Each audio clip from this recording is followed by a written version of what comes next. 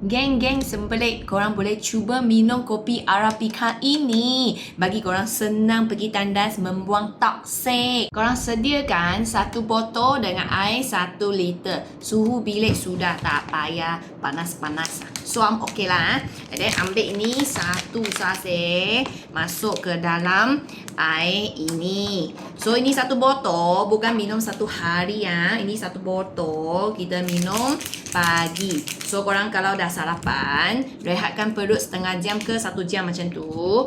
Dan ini minuman boleh start minum sudah. So, pastikan 1 liter air ini minum habis sebelum kita lunch. So, korang slow-slow minum.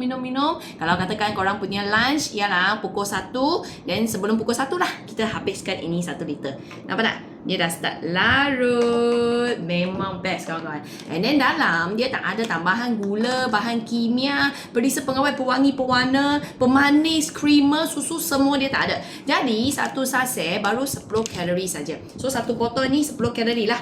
Okey, korang shake. Dah larut dan dah boleh minum. Memang best kawan-kawan. Bahan manja yang sangat sedap. Kalau korang hantu kopi, confirm korang akan suka punya. Kalau bukan hantu kopi, macam saya pun bukan hantu kopi ya. Tapi saya semakin suka. Okey, kalau berminat, boleh tekan link yang I sedia dekat bawah. Pastikan korang beli original punya sebab ada fake product dekat platform sudah. So, pastikan official store ialah Simple Health punya Midi Arabica Coffee. I tahu bukan semua orang minat kopi, bukan semua orang boleh minum kopi. Kalau korang yang tak boleh minum kopi pun tak apa. Kita ada alternatif. Satu lagi cara makanan yang boleh korang tukar daripada kopi. Korang boleh beli dengan kedai yang sama, Pure Coco ini. Dia juga tulen 100%. Cara dia sama saja. Guna 1 liter air. Masukkan 1 sudu Pure Coco ini. Ini macam masuk ke dalam, then korang shake, minum juga. Okay, so kalau korang minum kopi, paling best punya masa ialah waktu pagi. Habiskan 1 liter.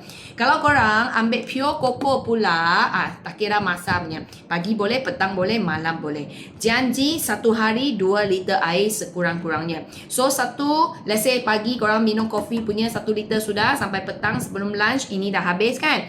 Petang korang isi lagi 1 liter air kosong, dan korang minum lagi. So pastikan 2 liter air. 1 liter ialah air bakar lemak, tak kisah korang kopi ataupun koko. 1 liter lagi air kosong. Okay, so total 2 liter 1 hari untuk bagi korang punya usus sehat, untuk korang pergi tandas membuang senang-senang setiap hari.